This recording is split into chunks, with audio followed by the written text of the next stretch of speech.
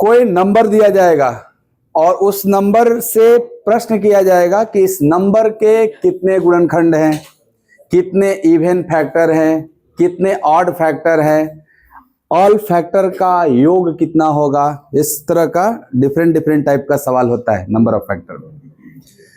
तो कोई भी नंबर लेते हैं, एक एग्जांपल, जैसे मान लो एक हमने नंबर लिया 24, एक हमने संख्या ले लिया 24, और इस 24 पे बहुत सारा सवाल बन जाएगा कि 24 के कुल कितने गुणनखंड है ना, ऐसे सवाल बन जाता है। बेसिक तो यही है सवाल पहला, कि कोई एक नंबर होगा और पूछा जाएगा इसके कुल कितने गुणनखंड है। गुणनखंड मतलब समझते हैं, फैक्टर का हिंदी है गुणनखंड।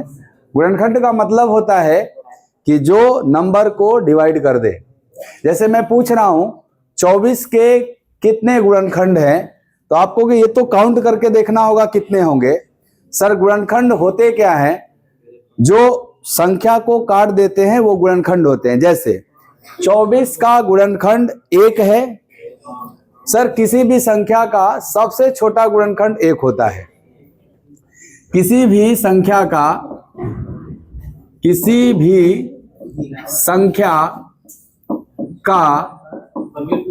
सबसे छोटा गुणनखंड 1 और सबसे बड़ा गुणनखंड स्वयं संख्या होता है। समझ में आ रहा है बात? तो किसी भी संख्या का सबसे छोटा गुणनखंड 1 और सबसे बड़ा गुणनखंड स्वयं संख्या ही होता है। तो 24 का सबसे छोटा गुणनखंड और 24 का सबसे बड़ा गुणनखंड 24। 2 इसका गुणनखंड है 24 का। सर 24 का गुणनखंड 1 इसलिए हुआ क्योंकि ये 1 से कट गया था। 24 का गुणनखंड 24 खुद इसलिए हुआ क्योंकि वो 24 से कट गया था। तो इसका मतलब ये हुआ कि जो संख्या इस 24 को काट देगा वही संख्या इस 24 का गुणनखंड कहलाएगा। तो क्या 2 इसका गुणनखंड है? हाँ सर 2 इसको काट देगा। क्या 3 इसका गुणनखंड है? काट देगा। 4 इसका गुणनखंड है? 5 इसका गुणनखंड है? नहीं सर 5 इसको नहीं काट पाएगा, इसलिए 5 इसका गुणनखंड नहीं है। 6 काट देगा तो 6 गुणनखंड है। 8 काट देगा 8 इसका गुणनखंड है। 12 काट देगा 12 इसका गुणनखंड है। 24 काट देगा 24 इसका गुणनखंड है। 48 सर 48 इसको नहीं काट पाएगा। तो 48 और 24 सर 24 गुणनखंड का काम करेगा 48 के लिए, और 48 तो 24 का गुणज हो गया। यानी मैं 24 में किसी का गुणा करूंगा तो 48 मिल रहा है। इसका मतलब गुणा करने पे जो मिलता है वो गुणनखंड है, और भाग हो जाता है वो गुणा करने पे जो मिलता है गुणज है, और जिससे भाग हो जाता है वो गुणनखंड है। तो अंतर समझ में आ रहा है ना गुणज और गुणनखंड में। तो प्रश्न ये होता है कि बताइए 24 के कुल कितने गुणनखंड हैं। तो संख्या छोटी है, अभी अभी हम लोग गिन भी लिए, नहीं गिन लिए? बताओ जिससे जिससे कटेगा। सबसे पहले 1 से कटेगा, इसके बाद 2 से भी कटेगा, 3 से भी कटेगा, 4 से भी कटेगा, 6 से भी कटेगा, 8 से भी कटेगा, 12 से भी कटेगा, 24 से भी कटेगा। इतना छोटा संख्या है कि हम गिन सकते हैं।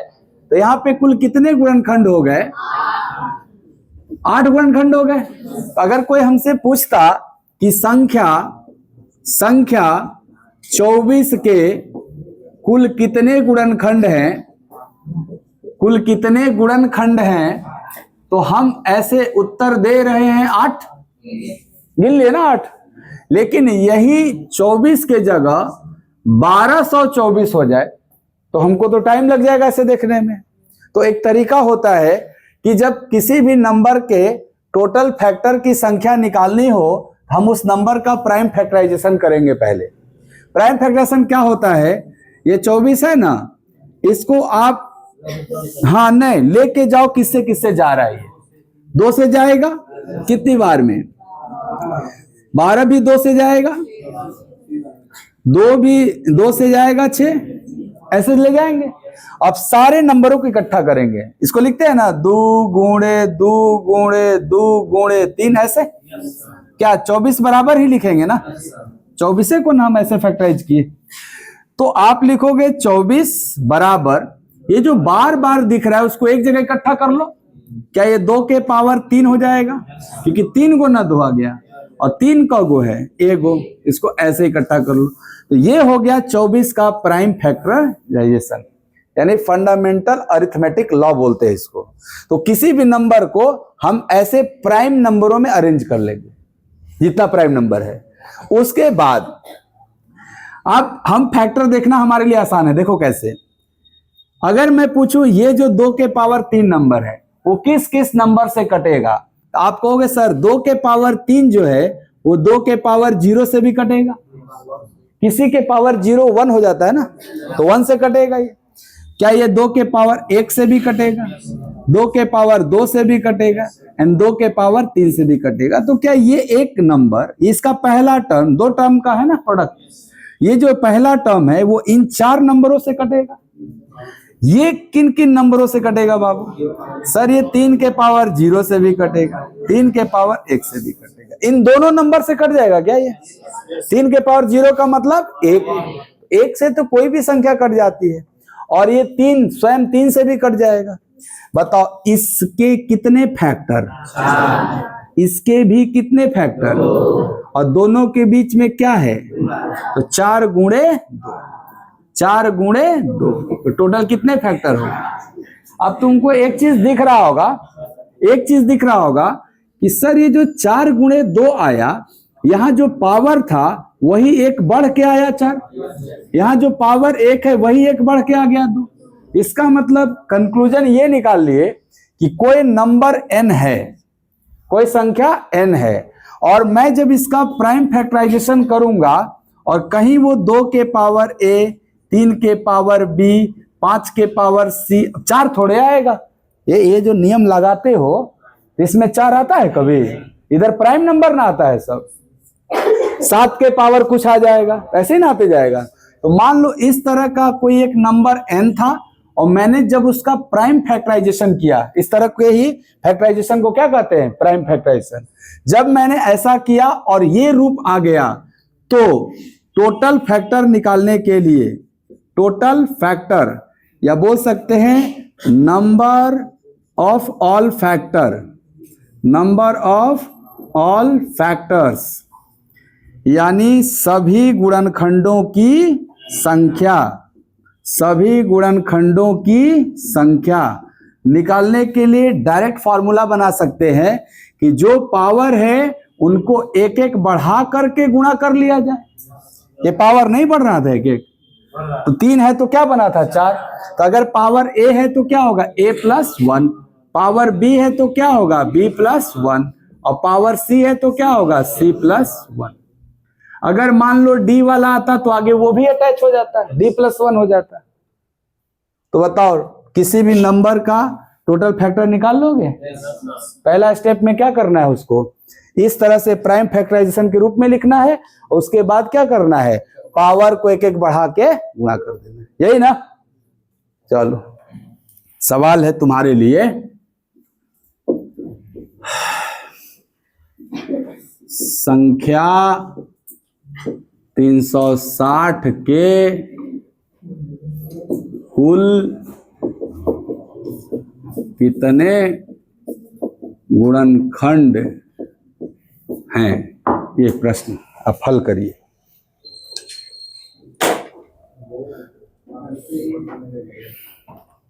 यहां आइए एक बार और, जैसे ये प्रश्न देखे आप कि संख्या 360 के कुल कितने गुणनखंड है, नंबर ऑफ फैक्टर से ही सवाल आ गया। तो आपको करना क्या है, इस संख्या का प्राइम फैक्टराइजेशन करना है।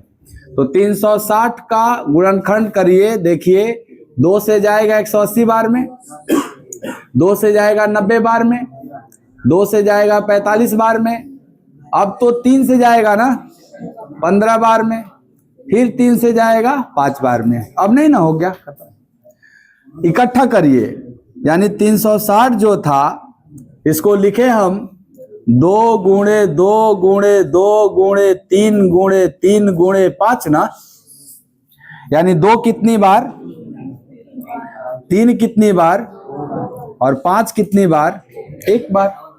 तो जब किसी नंबर को n को 2 के पावर a, 3 के पावर b, 5 के पावर c टाइप का लिख दिए, तो टोटल फैक्टर निकालने के लिए क्या सारे पावर को एक एक बढ़ा करके गुणा करना होता है? तो ये जो पावर 3 है वहां a दिख रहा था ना आपको, तो a को क्या लिखे हम लोग, a +1। +1 का मतलब होता है एक बढ़ा देना। तो यहाँ जो पावर 3 है वो क्या हो जाएगा, एक बढ़ जाएगा। तो 3 एक बढ़ के क्या होगा, 4। 2 एक बढ़ के क्या होगा, 3। और एक बढ़ जाएगा तो क्या हो जाएगा, 2। ऐसे हो जाएगा ना, एक बढ़ के। तो 4 तिहाई 12 दूनी के, यानी 360 के कुल कितने गुणनखंड हैं, 24 गुणनखंड है। समझ में आ गया? हाँ, अगर आप इतना समझदार हो गए हैं कि सर जो हमारा आंसर आ रहा है वो यहां से आ रहा है ना, ये जो 24 पाए हैं वो यहां से थोड़े पाए हैं, यहां से पाए हैं। तो अगर मैं अपने 360 को डायरेक्ट इतना न करके डायरेक्ट इस फॉर्म में अगर देख लूं तो फिर तो मेरा और जल्दी आंसर आ जाएगा। ये क्या था, ये सारे क्या थे, 360 के ही ना फैक्टर्स को गुणा करके पुराया गया था 360। तो सोचो कि 360 बनाने के लिए आप 2 नंबर 3 नंबर में तोड़ करके गुणा करके 360 बना लो डायरेक्ट। जैसे 60 गुणे 60 आ रहा है दिमाग में, तो 60 गुणे 60 तो 3600 हो जाए।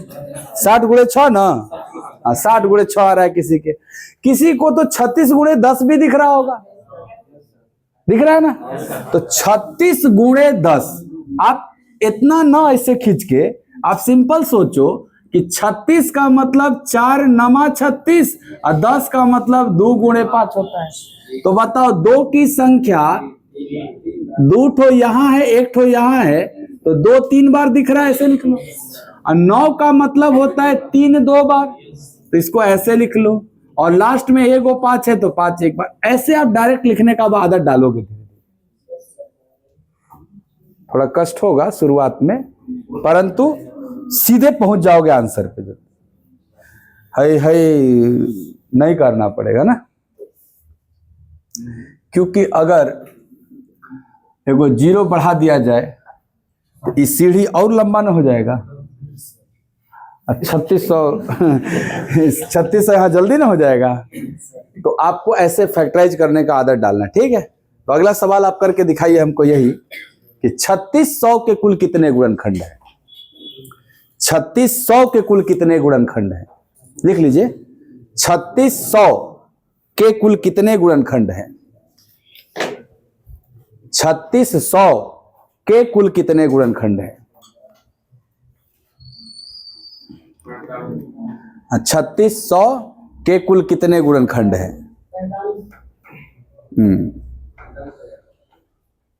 3600 के कुल कितने गुणनखंड है। क्या बात है।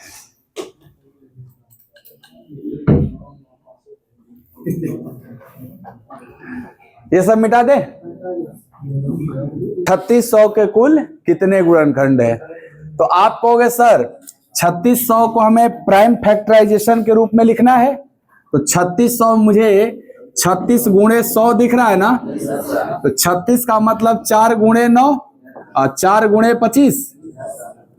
4 का मतलब 2 4 बार,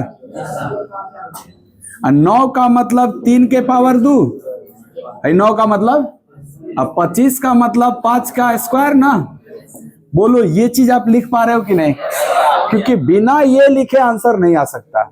अगर आप ऐसे नहीं लिख पा रहे हो तो डरने और घबराने की जरूरत नहीं है। बचपन में जैसे करते थे वैसे कर लो बाबू, इनमें कोनो बेइज्जती का बात नहीं है। ऐसे जाएगा ना 1800,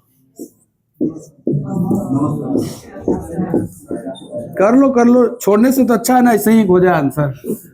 5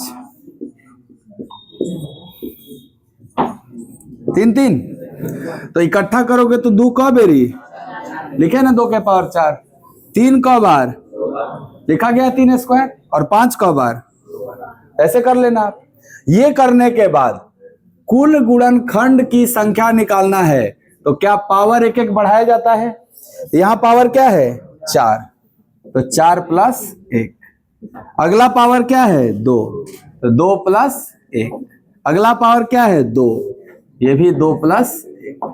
तो 5 गुणे 3 गुणे 3, 9 पचे 45 आंसर हो जाएगा आपका। समझ में आ गया क्या पहला सवाल? कोई भी नंबर दिया जाएगा, टोटल फैक्टर निकाल लोगे? फैक्टराइजेशन के बाद है ना हो रहा है काम, तो केवल टोटल फैक्टर नहीं पूछा जाता, टोटल फैक्टर पूछा जाता है, विषम गुणनखंड पूछा जाता है, सब पूछा जाता है। तो सब हम लिख रहे हैं फॉर्मूला आपका, ठीक, एक जगह इकट्ठा कर लीजिए आप। हो गया ना? मिटा रहे हैं।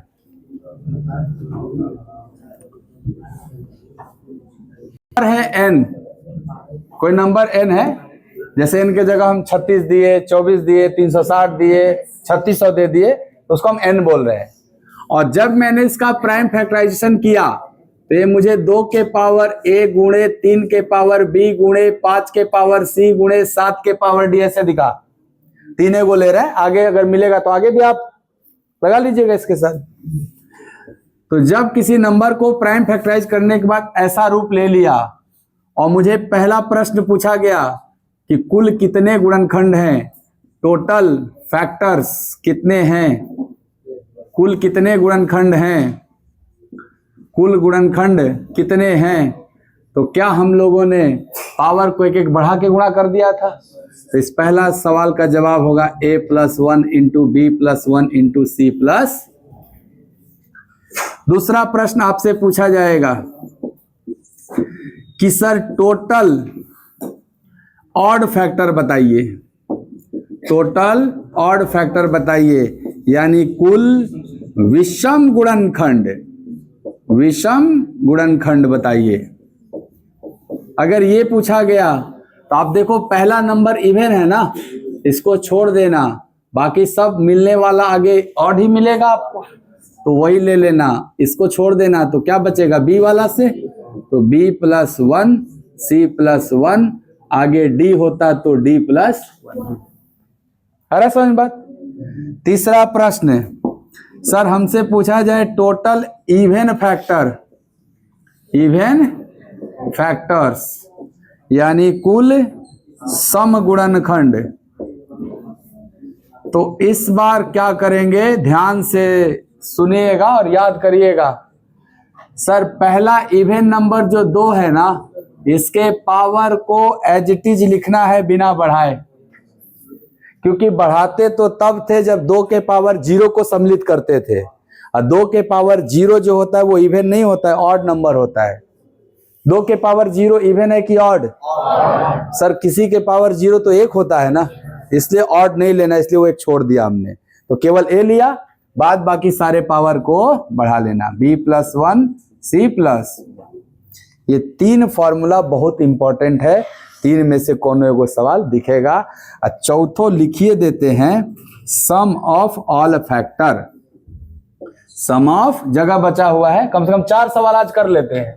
सवाल इस पे 8-10 को बनेगा, इस एक नंबर पे ना 8-10 सवाल बनेगा, तो आज पहले 4 सवाल कर लीजिए। सम ऑफ ऑल फैक्टर्स यानी सभी गुणनखंडों का योग, सभी गुणनखंडों का योग।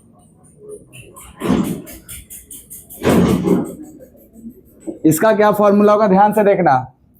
पहला बेस क्या है, 2 है ना, तो 2 के पावर a + 1 - 1। अगला बेस क्या है, 3 है ना, तो 3 के पावर b + 1 - 1। अगला 5 है, तो 5 के पावर c + 1 - 1 बाई, जो बेस है ना वो एक एक कम हो जाएगा, 2 एक कम हो जाएगा 1, 3 एक कम हो जाएगा 2, और 5 एक कम हो जाएगा 4। अगर 7 होता तो एक कम हो जाता 6। समझ में आ गया बात? ये चारों इंपॉर्टेंट है, एक जगह इकट्ठा करिए, एक जगह लिखिए, पहले लिखिए, हम बात करा रहे हैं, इस पे सवाल करा रहे हैं।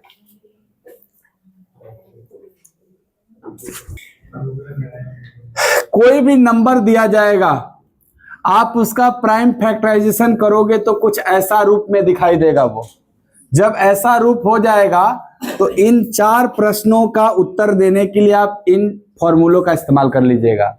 अगर पूछेगा टोटल फैक्टर निकालो तो कुछ नहीं करना, पावर को एक एक बढ़ा के गुणा कर देना है, यही ना हुआ है।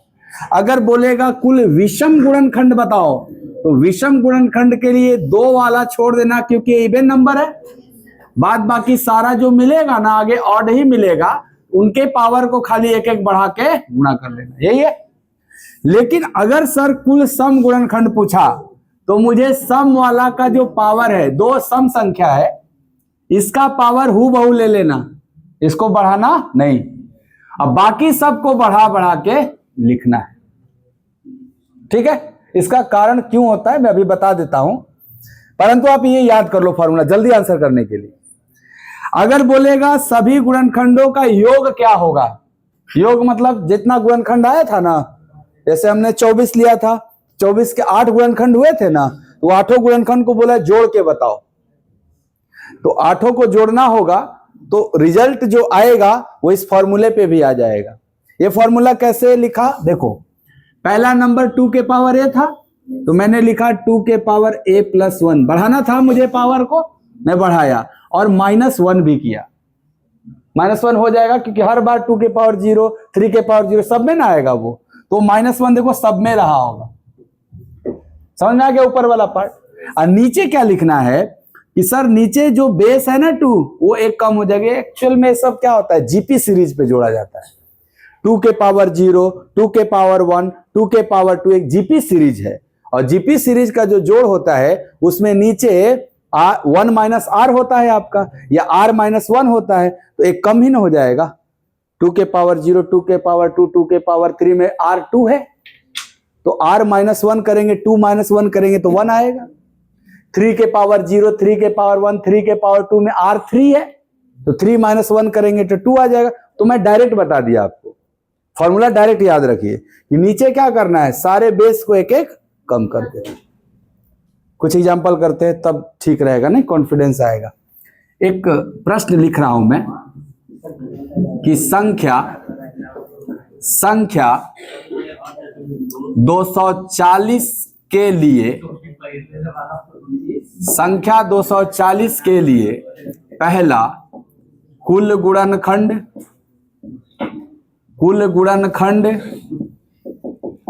दूसरा कुल सम गुणनखंड,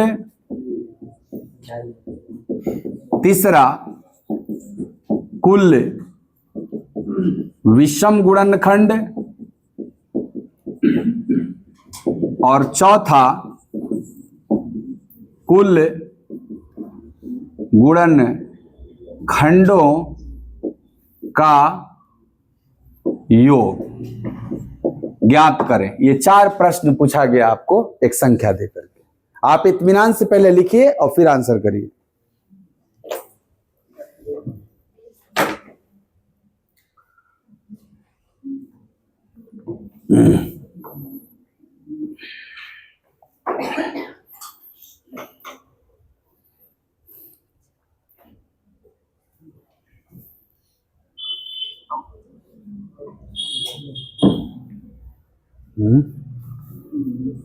आ रहा है समझ में फैक्टर, नंबर ऑफ फैक्टर समझ में आ रहा है ना।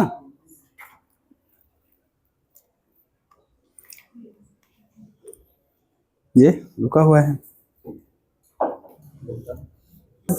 जो संख्या है इसका प्राइम फैक्टराइजेशन सबसे पहले करना है। देखो n को हम डायरेक्ट 240 को हम इस फॉर्म में लिखेंगे ना पहले, तो 240 को आप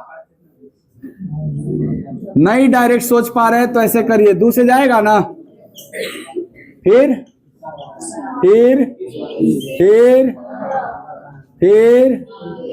ऐसे, तो 2 कब एरिया आया, तो आप इसका प्राइम फैक्टराइजेशन करके लिखेंगे तो 2 के पावर 4 गुणे 3 के पावर 1 गुणे 5 के पावर 1 लिखेंगे।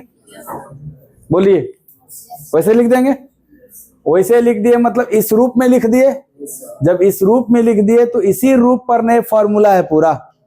बताइए टोटल फैक्टर का फॉर्मूला बना था सब पावर को एक एक बढ़ा के गुणा करना, तो 4 बन जाएगा 5 गुणे 2 आंसर 20। सही होगा पहला सबका।